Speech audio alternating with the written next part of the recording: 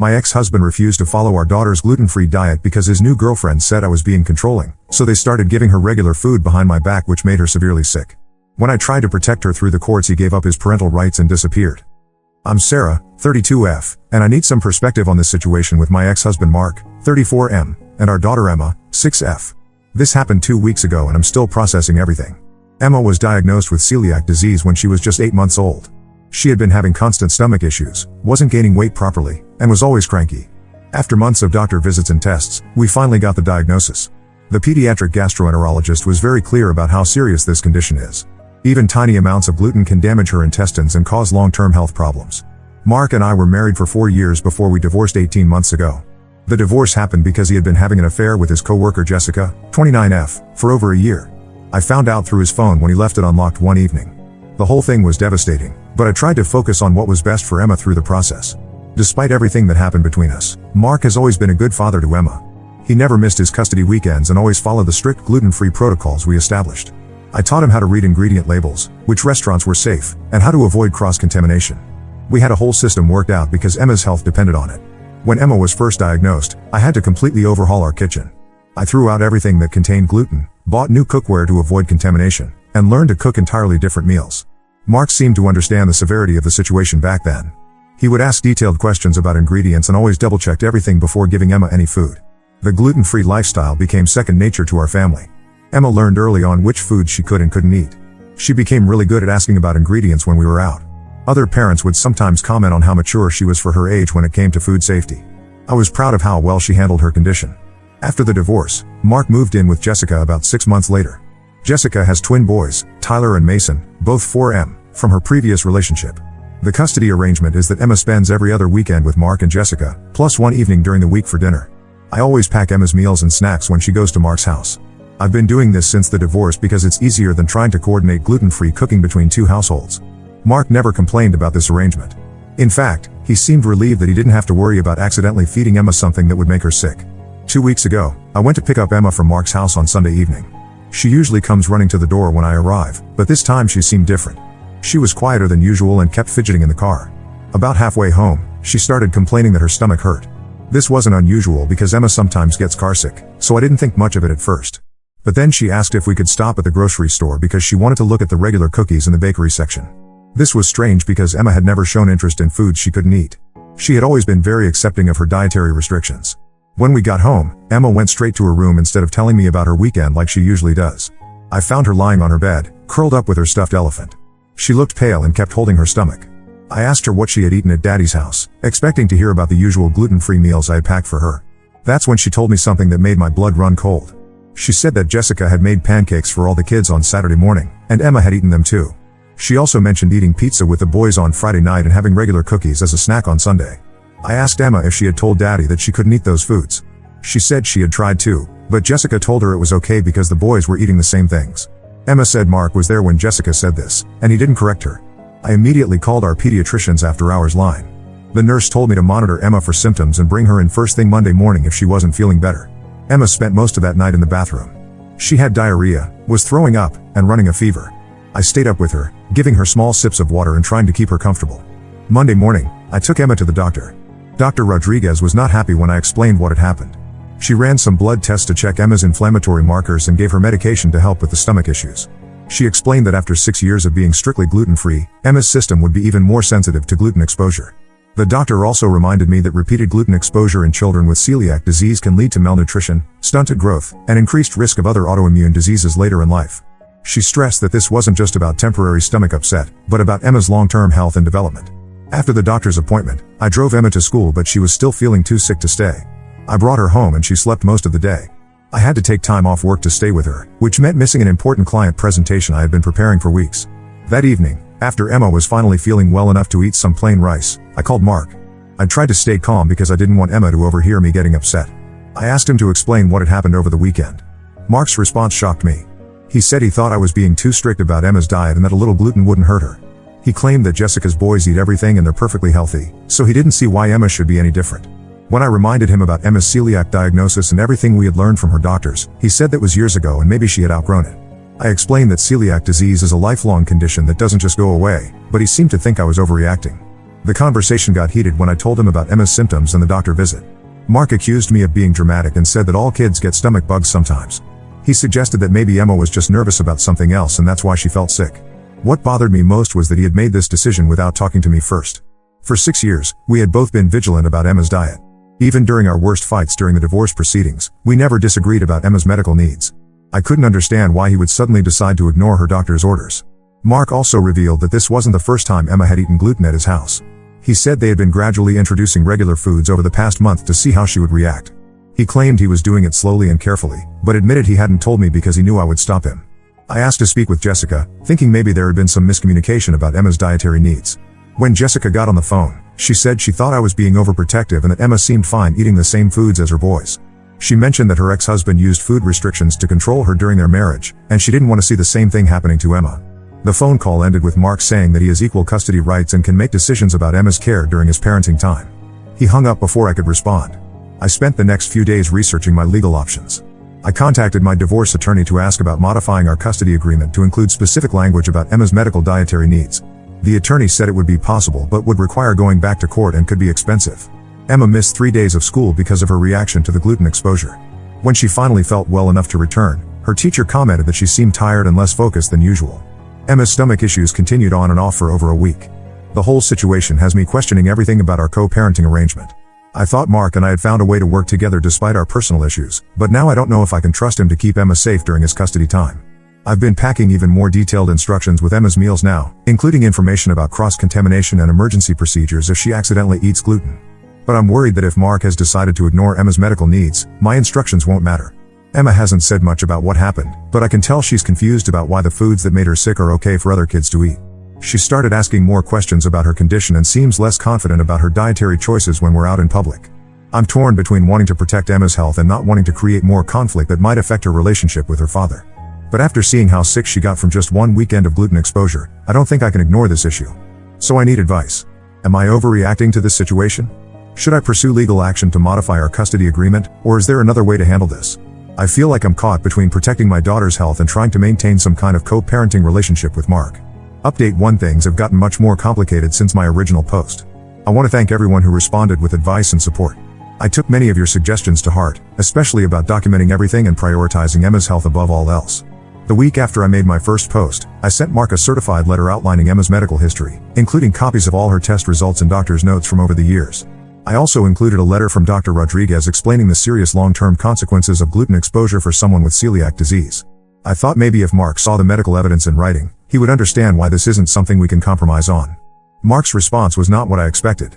Instead of acknowledging the medical information, he accused me of trying to manipulate him and use Emma's condition to control his parenting choices.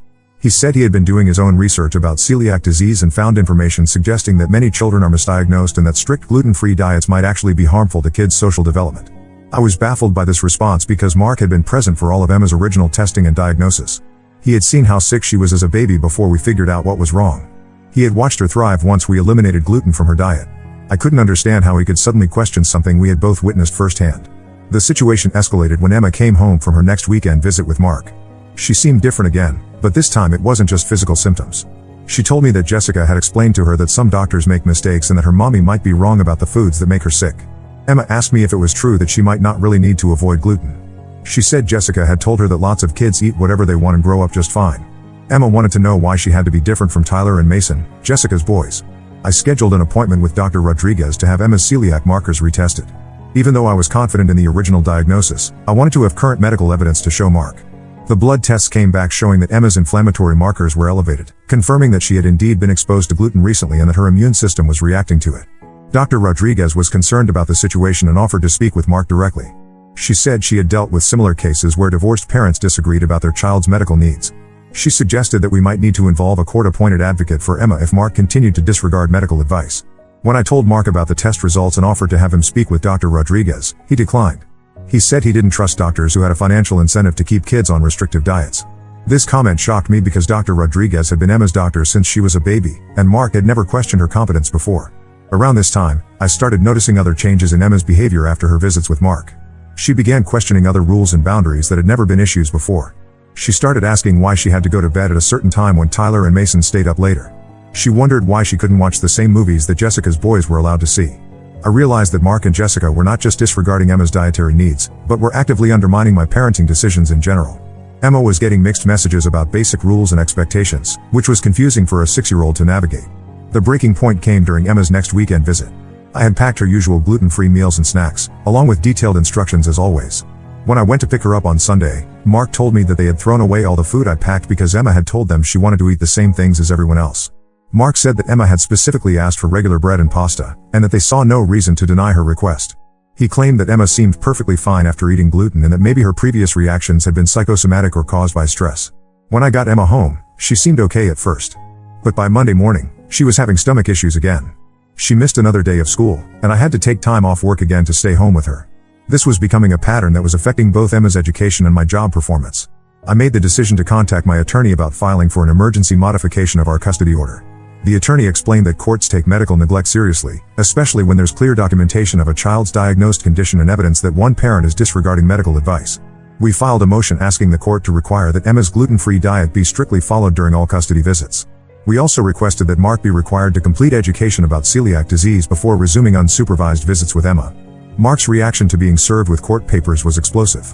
He called me repeatedly, accusing me of trying to turn Emma against him and using her medical condition as a weapon in our divorce battle. He said I was being vindictive and trying to punish him for moving on with Jessica. The most disturbing part of his response was when he suggested that maybe Emma didn't actually have celiac disease at all. He claimed that I had convinced myself she was sick because I needed to feel important as her mother. He said that Jessica had helped him see that I was probably suffering from some kind of disorder that made me want to keep Emma sick and dependent on me. This accusation was so far from reality that I didn't know how to respond. I had never wanted Emma to have a medical condition. The diagnosis had been devastating when she was a baby, and managing her diet had been challenging and expensive for years. The idea that I would fabricate or exaggerate her condition was beyond comprehension. Jessica also left me several voicemails during this time. She said that Emma had confided in her about feeling different from other kids because of her diet. Jessica claimed that Emma was developing anxiety about food and social situations because of my restrictions. She suggested that I was damaging Emma's psychological development by making her feel like she was sick and fragile. These messages were particularly painful because I had always worked hard to help Emma feel normal despite her dietary needs. I had taught her to advocate for herself, found ways for her to participate in birthday parties and school events, and tried to make gluten-free eating feel natural rather than restrictive. The court hearing was scheduled for 2 weeks later. In the meantime, Mark's visitation continued, but I insisted on staying nearby during his custody time in case Emma had another reaction to gluten exposure. This arrangement was awkward and tense, but I felt I had no choice given the pattern of Emma getting sick after visits. During one of these supervised visits, I witnessed something that made me realize how much the situation had deteriorated. Mark was openly feeding Emma regular cookies while telling her that mommy's rules didn't apply at daddy's house. When Emma hesitated, Jessica encouraged her to eat them, saying that she shouldn't let fear control her life. Emma looked confused and conflicted. She kept glancing at me, clearly torn between wanting to please her father and knowing that these foods usually made her feel sick. It was heartbreaking to watch her struggle with this impossible choice between her parents.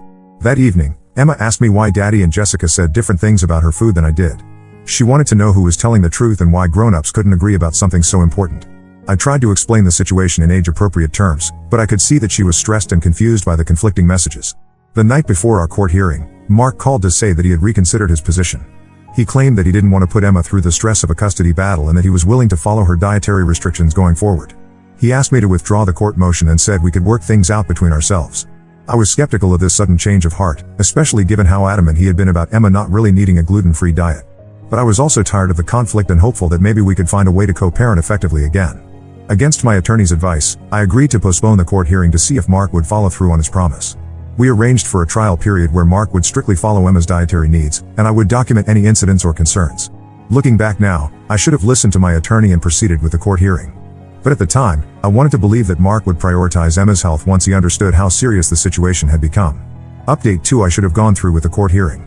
The trial period I mentioned in my last update was a complete disaster, and now I'm dealing with consequences I never saw coming. For the first 2 weeks after Mark promised to follow Emma's dietary restrictions, things seemed to improve.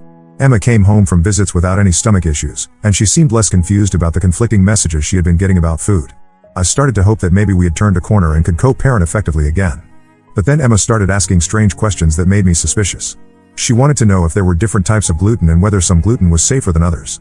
She asked if organic bread was okay for her to eat, and whether cookies made with wheat flour were different from cookies made with regular flour.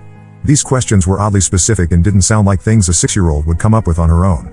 When I asked Emma where she had heard these ideas, she said that Jessica had been teaching her about nutrition and explaining that not all gluten was the same. I realized that instead of completely stopping gluten exposure, Mark and Jessica had decided to experiment with different types of gluten-containing foods. They were apparently testing whether Emma reacted differently to organic wheat products, sourdough bread, or foods with smaller amounts of gluten. The evidence became clear when Emma came home from a weekend visit with a stomachache but insisted she hadn't eaten anything with gluten. When I pressed her for details about her meals, she mentioned eating special bread that Jessica said was made with ancient grains and was supposed to be easier to digest. I looked up the brand Emma described and found that it was a regular wheat bread marketed as artisanal and organic, but it definitely contained gluten. Jessica had apparently convinced Emma that this type of bread was safe for her to eat because it was more natural than regular bread. When I confronted Mark about this, he admitted that they had been doing what he called gradual exposure therapy. He said Jessica had read about this approach online and thought it might help Emma build tolerance to gluten over time. He claimed they were being careful and scientific about it, keeping track of what foods caused reactions and which ones seemed okay. I was furious that they were essentially conducting medical experiments on my daughter without any professional supervision. I explained that celiac disease doesn't work like an allergy where you can build tolerance through exposure. Every time Emma ate gluten, it was causing damage to her intestines whether she felt sick or not. Mark's response was that I wasn't qualified to make medical decisions for Emma because I wasn't a doctor. He said that Jessica had more education than I did and had done extensive research on alternative approaches to managing food sensitivities. This was particularly insulting because Jessica works in marketing and has no medical or nutrition background whatsoever. The situation got worse when I discovered that Mark had taken Emma to see a naturopathic practitioner without telling me. This person had apparently told them that Emma's celiac diagnosis might be wrong and that her symptoms could be caused by other factors like stress or emotional issues related to the divorce. The naturopath had recommended a special supplement program and suggested that Emma's gluten sensitivity might resolve itself if her overall health and emotional state improved. They had started giving Emma these supplements during visits, telling her they would help her be able to eat the same foods as other kids. I was appalled that Mark had taken Emma for medical consultation without involving me, especially to someone who wasn't a licensed physician. Our custody agreement required that we both consent to any medical care for Emma, but Mark argued that naturopathy wasn't really medical treatment so the rule didn't apply. When I contacted Dr. Rodriguez about this situation, she was very concerned. She explained that there are no legitimate medical treatments that can cure celiac disease or allow someone with a condition to safely consume gluten. She warned that some alternative practitioners make dangerous claims about being able to reverse autoimmune conditions through supplements or dietary changes. Dr. Rodriguez also pointed out that the supplements Emma was taking could potentially interfere with future medical testing. If we needed to retest Emma's inflammatory markers or do other diagnostic work, the supplements might affect the results and make it harder to assess her condition accurately. I demanded that Mark stop giving Emma the supplements immediately and provide me with a complete list of everything the naturopath had recommended. Mark refused, saying that he had as much right to make healthcare decisions for Emma as I did, and that he wasn't going to let me control every aspect of her medical care. This was when I realized that the situation had moved far beyond just disagreeing about diet. Mark was actively working against Emma's established medical care and involving unqualified practitioners in her treatment. He seemed to genuinely believe that Emma's celiac diagnosis was wrong or that it could be cured through alternative methods. The breaking point came when Emma had her worst reaction yet after a weekend visit. She came home with severe stomach pain, vomiting, and diarrhea that lasted for 3 days. She missed an entire week of school and lost several pounds because she couldn't keep food down. When I took her to the emergency room, the doctors found that her inflammatory markers were extremely elevated, indicating significant immune system activation from gluten exposure. They had to give her 4 fluids because she was becoming dehydrated from the vomiting and diarrhea. The ER physician was shocked when I explained the situation with Mark deliberately exposing Emma to gluten. She said this level of reaction indicated that Emma had consumed a substantial amount of gluten, not just trace amounts from cross-contamination. She recommended that we contact Child Protective Services because this constituted medical neglect. I didn't want to involve CPS, but the hospital was required to file a report based on Emma's condition and the circumstances I had described. A social worker came to interview me while Emma was still in the hospital, and I had to explain the entire situation with Mark's refusal to follow her dietary restrictions. When Mark found out about the CPS report, he was livid. He accused me of trying to destroy his relationship with Emma and using government agencies to punish him for remarrying. He claimed that Emma's reaction was coincidental and might have been caused by a stomach virus rather than gluten exposure. Jessica called me repeatedly during this time, insisting that they had been careful about Emma's diet during that particular visit. She claimed that Emma must have gotten into something without their knowledge, or that I was somehow making her sick to frame them for neglect. The accusations were becoming increasingly paranoid and detached from reality. Jessica suggested that I might be giving Emma something to make her sick, or that I was coaching her to lie about what she ate during visits. She said that Emma seemed perfectly happy and healthy at their house, and only got sick after coming home to me. CPS opened an investigation and interviewed both Mark and Jessica separately. They also spoke with Emma, Dr. Rodriguez, and Emma's teachers to get a complete picture of the situation. The caseworker told me that they take medical neglect cases very seriously, especially when there's clear documentation of a diagnosed condition and evidence that medical advice is being ignored. During this time, Mark's visits with Emma were suspended pending the outcome of the CPS investigation. Emma was relieved not to have to navigate the conflicting rules and expectations between our households, but she was also confused about why she couldn't see her father. I tried to explain the situation to Emma in age-appropriate terms, focusing on the fact that everyone who takes care of her needs to understand her medical needs and follow the same rules to keep her healthy.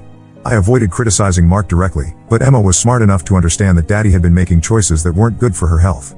The CPS investigation took about 6 weeks to complete. During that time, I had to provide extensive documentation of Emma's medical history, including all her test results, doctor's notes, and records of her reactions after visits with Mark. I also had to document the supplements he had been giving her and the involvement of the naturopathic practitioner. The investigation concluded that Mark had indeed been neglecting Emma's medical needs by deliberately exposing her to gluten despite knowing about her celiac diagnosis. The caseworker noted that Mark's refusal to accept medical advice from licensed physicians and his decision to seek alternative treatments without proper consultation constituted a pattern of medical neglect. CPS recommended that Mark's visits be supervised until he completed education about celiac disease and agreed to follow Emma's dietary restrictions without deviation. They also required that any future medical decisions for Emma be made jointly and only involve licensed healthcare providers. Mark was furious about the CPS findings and blamed me for ruining his relationship with Emma. He said that I had manipulated the system to get revenge on him for the affair and remarriage. He accused me of being vindictive and using Emma as a weapon to punish him. The supervised visits that followed were tense and awkward. Mark was resentful about having to follow strict protocols, and Emma could sense the tension between all the adults involved. She started asking fewer questions about her condition and seemed withdrawn during and after visits with her father. Update 3: The supervised visits lasted for 3 months before Mark decided he was done fighting the system. Last month, he informed me through his attorney that he was relinquishing his custody rights and moving to another state with Jessica. He said the legal requirements and supervision were too burdensome, and he felt like he couldn't have a normal relationship with Emma under these conditions. I was shocked by this decision, even though our relationship had deteriorated so badly. Whatever issues Mark and I had as ex-spouses, I never expected him to walk away from Emma entirely. She had always been the most important thing in his life, or so I thought. Emma's reaction to her father's departure was complicated. She seemed sad but also relieved that she wouldn't have to worry about conflicting rules and expectations anymore. She stopped asking questions about why different adults told her different things about her food, and her confidence about managing her dietary needs returned. The transition wasn't easy though. Emma went through a period of testing boundaries at home, probably trying to figure out if I was going to change my rules too. She asked several times if she could try eating regular bread or cookies, but seemed satisfied when I explained that her body's needs hadn't changed just because Daddy wasn't around anymore. Dr. Rodriguez helped me navigate this transition by having age-appropriate conversations with Emma about her condition. She explained that celiac disease is something Emma will have her whole life, but that it doesn't make her sick or different as long as she follows her special diet. Emma seemed to understand this better coming from her doctor than from me. The most positive development has been Emma's return to normal health patterns. Without the regular gluten exposure from visits with Mark, her inflammatory markers returned to normal levels. She stopped having the stomach issues that had become routine after custody weekends, and her energy and focus at school improved noticeably. Emma's teacher commented that she seemed more settled and confident than she had been in months. She was participating more in class activities and seemed less anxious about food-related situations like birthday parties or school events. The consistency in her care made a significant difference in her overall well-being. I had to make some practical adjustments to our routine since Mark was no longer contributing to Emma's care or expenses. I picked up additional freelance work to cover the costs that had previously been shared. Emma started attending an after-school program 2 days a week, which she actually enjoys because they have other kids with food allergies and dietary restrictions. The legal aftermath took several more weeks to resolve. Mark signed over his parental rights, which meant he was no longer responsible for child support but also had no legal standing to make decisions about Emma's care or to request visitation in the future. His attorney advised him that this was a permanent decision that couldn't be easily reversed later. I consulted with my attorney about whether to pursue this route, since it would mean Emma would lose financial support from Mark. Ultimately, I decided that the stability and safety it provided were worth more than the monthly payments. Emma's health had to be the priority, and Mark had proven that he couldn't be trusted to prioritize it during his custody time. Jessica sent me a few messages after they moved, claiming that I had destroyed a family and deprived Emma of her father's love. She said that Mark was heartbroken about losing Emma but couldn't continue fighting a system that was rigged against fathers. She suggested that someday Emma would understand what I had taken away from her. I didn't respond to these messages because there wasn't anything productive to say. Mark had made his own choices throughout this situation, from initially exposing Emma to gluten against medical advice to ultimately walking away rather than learning to manage her condition properly. I hadn't forced him to make any of these decisions. The hardest part was explaining to Emma that her daddy had moved away and wouldn't be visiting anymore. I kept the explanation simple, saying that sometimes adults make choices that are hard to understand, but that it didn't mean there was anything wrong with her or that she had done anything to cause it. Emma asked if Daddy left because she was too much trouble with her special diet. This question broke my heart because it showed she had internalized some of the conflict around her medical needs. I reassured her that needing to eat different foods didn't make her difficult or troublesome, and that people who truly care about her well-being are happy to learn how to keep her healthy. We established some new routines to fill the time that Emma had previously spent with Mark. Saturday mornings became our grocery shopping and meal prep time, where Emma helps me plan gluten-free meals and snacks for the week. She's become quite good at reading ingredient labels and suggesting new foods to try. Emma also started taking a cooking class for kids at our local community center. The instructor was familiar with various dietary restrictions and helped Emma learn to prepare some of her favorite gluten-free dishes independently. This gave her a sense of competence and control over her condition that she hadn't had before. The social worker from CPS checked in with us a few times after Mark left to make sure Emma was adjusting well to the changes. She was pleased to see that Emma's health had stabilized and that she seemed more confident and secure than during the custody battle period. Looking back on this whole experience, I wish I had trusted my instincts earlier and pursued legal protection for Emma's medical needs as soon as Mark started questioning her diagnosis. I spent too much time trying to preserve a co-parenting relationship that was ultimately harmful to Emma's health and well-being. I learned that sometimes protecting your child means accepting that other people, even people who claim to love them, might not be willing or able to provide the care they need. Emma's father chose his own comfort and convenience over her medical requirements, and that choice revealed more about his character than all the arguments we had ever had. Emma is doing well now. She's healthy, confident, and secure in understanding her dietary needs. She has friends at school who know about her condition and help look out for her during lunch and snack times. She's learned to advocate for herself in social situations and doesn't seem to feel limited by her gluten-free lifestyle. We talk about her father sometimes, usually when she sees other kids with their dads or has questions about why some families look different than others. I try to be honest without being negative, explaining that sometimes adults make choices that don't work out the way everyone hoped, but that doesn't change how much she is loved and valued. The experience taught me that Emma's health and safety had to come first, even when that meant making difficult decisions about custody and family relationships. She deserved to have caregivers who understood and respected her medical needs, and I'm glad I fought to ensure she has that now. Now let's move to the next story. Story 2. My family turned against me when my cousin's BF left her after I witnessed her abuse. Then her kids revealed this shocking secret. I, 42F, need to get this off my chest because the situation has gotten way out of hand. My cousin Pamela, 35F, has been blowing up my phone saying I destroyed her relationship and turned her whole family against her. I honestly didn't mean for any of this to happen, but looking back, I probably should have seen the signs earlier. Pamela and I grew up together and were really close as kids. Our mothers are sisters and we lived just a few streets apart. Over the years though, we drifted apart as Pamela developed what I can only describe as a controlling personality. She went through a rough divorce 8 years ago, and since then, she's been living with her boyfriend Tom, 28M, their 1-year-old daughter Emma, and her 3 kids from her previous marriage, twins Jack and James, 15M, and their sister Katie, 13F. Tom seems like a genuinely good guy. He's been with Pamela for 6 years and works as an over-the-road truck driver to support the whole family. He usually stays out for 4 to 6 weeks at a time, which means Pamela handles most of the day-to-day parenting. I hadn't seen them in person for about 2 years due to living in a different state, but when Pamela insisted I stay at her place for Thanksgiving instead of my dad's house, I agreed thinking it would be nice to catch up. The problem started the moment I walked through the door. The first thing I noticed was how Pamela treated her older kids. She had Jack cleaning the gutters while James was mowing the lawn, and Katie was inside doing laundry and cooking dinner. Now, I'm all for teaching kids responsibility, but this felt different. These kids weren't just doing chores, they were running the entire household while Pamela sat on the couch scrolling through her phone and barking orders. The day before Thanksgiving, I watched as the twins took turns caring for baby Emma while trying to finish their homework. Katie was practically a mini-maid, cooking, cleaning, and doing everything her mother should have been doing. When I tried to help Katie with dinner, Pamela snapped at me saying her kids needed to learn responsibility and I shouldn't interfere with her parenting. Thanksgiving Day itself went smoothly mainly because Tom was home and took charge of most things. The kids seemed more relaxed with him around, and even Pamela was less demanding. After dinner, the twins went to spend the weekend with their dad, and Katie went to a friend's house for a sleepover. That's when I saw the real Pamela come out. Tom had just gotten back from a 6-week haul and was clearly exhausted. The poor guy hadn't even had time to unpack his bags when Pamela started demanding he do the dishes, clean the house, and take care of Emma all at once. When he calmly explained that he was trying to spend some time with Emma after being gone for so long, Pamela exploded. She started screaming at him about how she had to handle everything while he was gone, how he was lazy and useless, and how he needed to pull his weight around the house. Tom just stood there, gently bouncing Emma while Pamela ranted. I couldn't stand seeing him treated that way, so I offered to watch Emma so he could get some things done. Big mistake. Pamela turned her rage on me, saying I needed to mind my own business and stop undermining her authority in her own house. She accused me of trying to make her look like a bad mother and said I had no right to interfere with her family. I backed off, but the situation just kept getting worse. The next day, Jack texted saying he was staying another night at Tom's parents' house. He had been working a college football game with Tom's family, and since it was already 9 p.m., his ride didn't feel comfortable driving him home so late. It seemed like a perfectly reasonable situation. The kid was safe with family, it was late, and he'd be home the next day. But Pamela completely lost it. She demanded Tom drive an hour each way to bring Jack home immediately. When Tom suggested letting him stay the night since he was safe and with family, Pamela went ballistic. She started screaming so loud I'm sure the neighbors heard every word. She called Tom worthless, accused him of trying to turn her kids against her, and said he was a terrible father to Emma.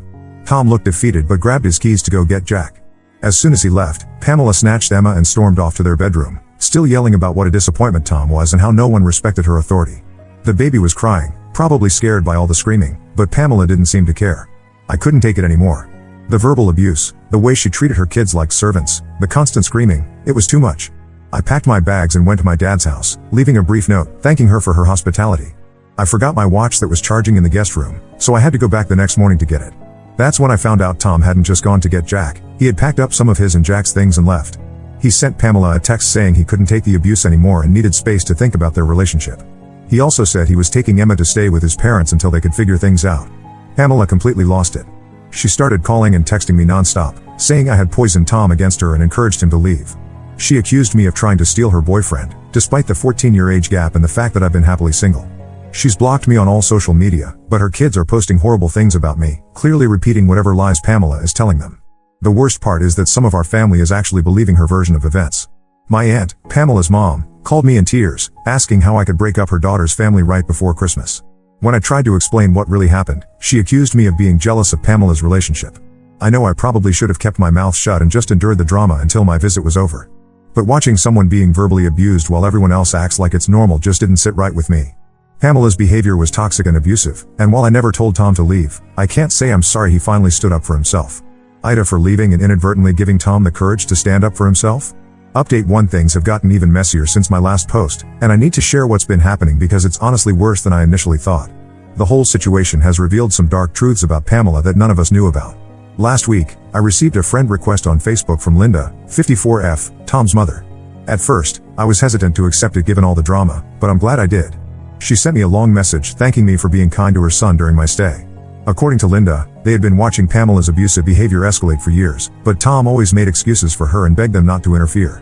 Linda shared some disturbing details about their relationship. Apparently, whenever Tom was on the road, Pamela would constantly call him while he was driving, accusing him of cheating and demanding he prove where he was. If he missed a call because he was sleeping or driving, she would blow up his phone with threatening messages.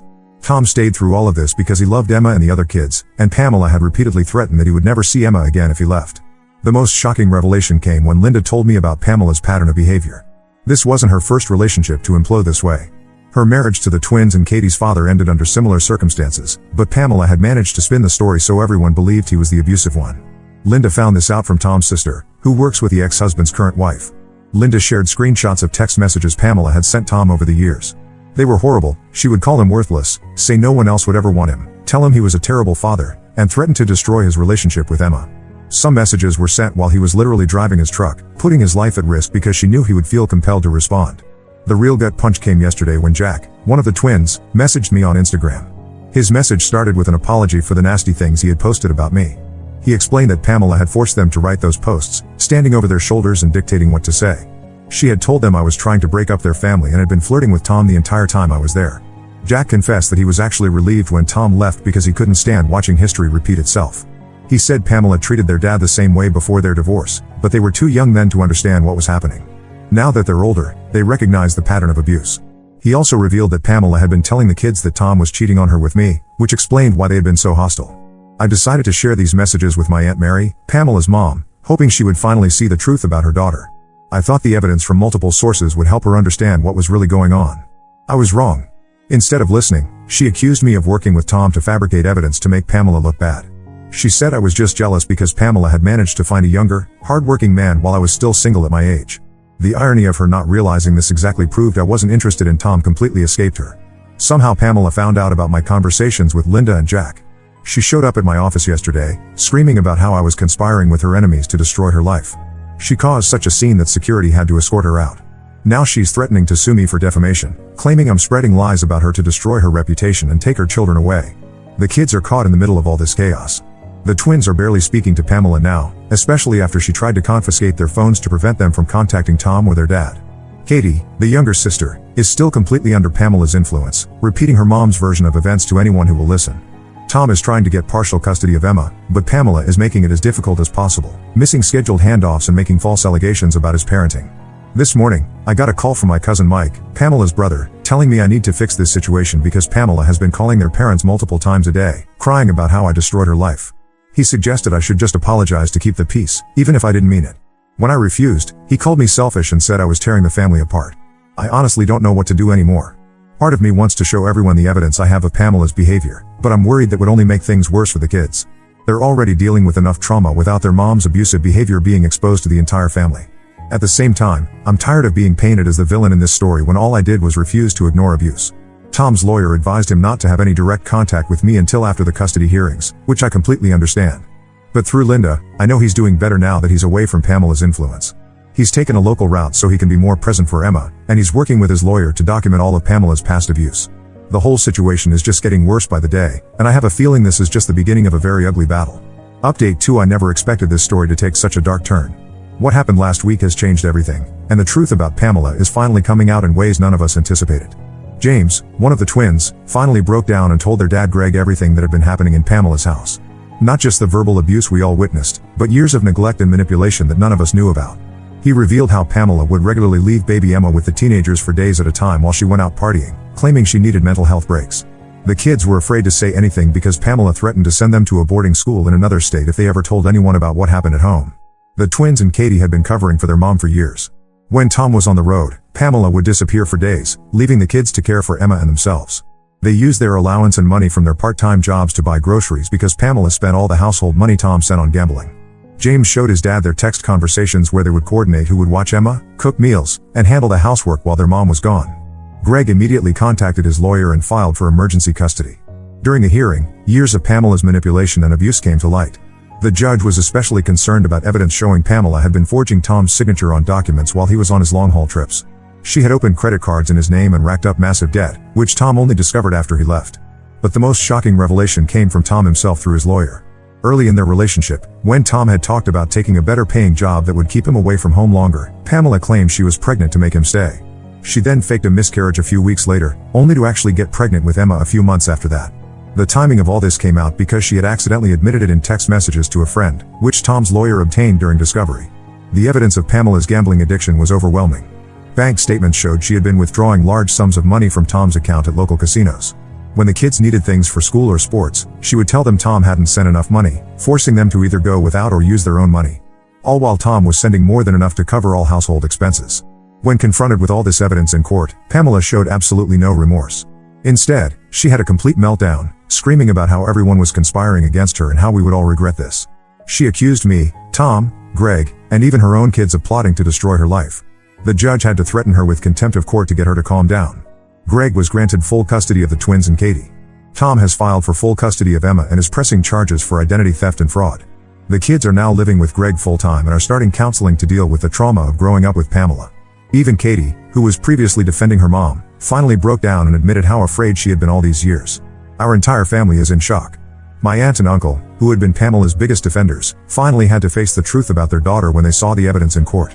They found out Pamela had also stolen money from them, forging checks from their account. The realization that they had enabled her behavior for years has hit them hard. Pamela has been calling everyone in the family, trying to get them to take her side, but this time no one is buying her lies. The evidence is too clear, and her behavior in court showed everyone her true colors. She's been ordered to stay away from both Tom's and Greg's homes, and any contact with the kids has to be supervised. The saddest part in all of this is seeing how relieved the kids are to be away from her. They're finally able to just be teenagers instead of having to be parents to their younger sister and caretakers of their household. Tom is working with his lawyer to help the twins and Katie recover the money Pamela took from them, though no one expects to see much of it returned. I still can't believe how much damage Pamela managed to hide for so long, or how many people she hurt while maintaining an image of being a struggling single mom doing her best. The truth is finally out, but the aftermath is affecting everyone involved. Update 3: This will be my final update because I think it's time to close this chapter. The situation with Pamela has gotten both better and worse, if that makes any sense. After losing custody of all her kids, Pamela's behavior became increasingly erratic and concerning. About 2 weeks ago, she showed up at Tom's parents' house at 3 a.m., completely drunk. She started banging on their door, screaming that she wanted to see Emma. When they refused to let her in, Emma wasn't even there. She was at Tom's new place. Pamela tried to break down their door with a gardening tool she found in their yard. The neighbors called the police, and she was arrested for attempted breaking and entering, vandalism, and disturbing the peace. This wasn't her first incident since the custody hearings. She had been showing up at Greg's house during the twins' and Katie's school hours, leaving threatening notes in their mailbox. She even tried to pick Katie up from school one day, causing such a scene that the school had to go into lockdown. After the incident at Tom's parents' house, both families were able to get restraining orders against her. Pamela is now facing criminal charges for the break-in attempt, violating the custody agreement, and the financial fraud against Tom. The judge has ordered her to complete anger management classes and seek addiction treatment if she wants any chance of supervised visits with the kids. So far, she's refused to comply, insisting that she's the victim in all this. The kids are doing much better away from her influence. The twins have joined their school's football team, something Pamela never allowed because she claimed they needed to be home to help with Emma. Katie is finally able to spend time with friends instead of being stuck at home doing housework. Their grades have improved significantly now that they're not exhausted from running the household. Tom has found a local driving route that lets him be home every night with Emma. He's also started taking parenting classes, not because he needs to, but because he wants to be the best father he can be for her. The courts have granted him primary custody, with Pamela only allowed supervised visits after she completes her court-ordered programs. Most of our family has finally seen Pamela for who she really is. My aunt and uncle apologized to me for not believing me earlier. They admitted they had enabled Pamela's behavior for years, always making excuses for her actions and bailing her out of trouble. They're now in contact with Greg and Tom, trying to build relationships with their grandchildren without Pamela's interference. Pamela still maintains that I'm the one who destroyed her life. She creates new social media accounts every few days to harass me, blaming me for turning her kids and family against her. I've had to change my phone number and increase security at my workplace because of her harassment. I've gone low contact with most of that side of the family. Not because I'm angry, but because I need some distance from the whole situation. The kids know they can reach out to me anytime, and I still see them when I visit my dad, but I'm done being in the middle of family drama. Sometimes I wonder if things would have been different if I had spoken up about Pamela's behavior years ago. But I realize now that Pamela's actions are her own responsibility. She chose to abuse and manipulate the people around her, and now she's facing the consequences of those choices. The silver lining in all this is that 5 kids, including Emma, are finally in a healthy environment where they can just be kids. Sometimes the best thing you can do is step back and let toxic people face the consequences of their own actions.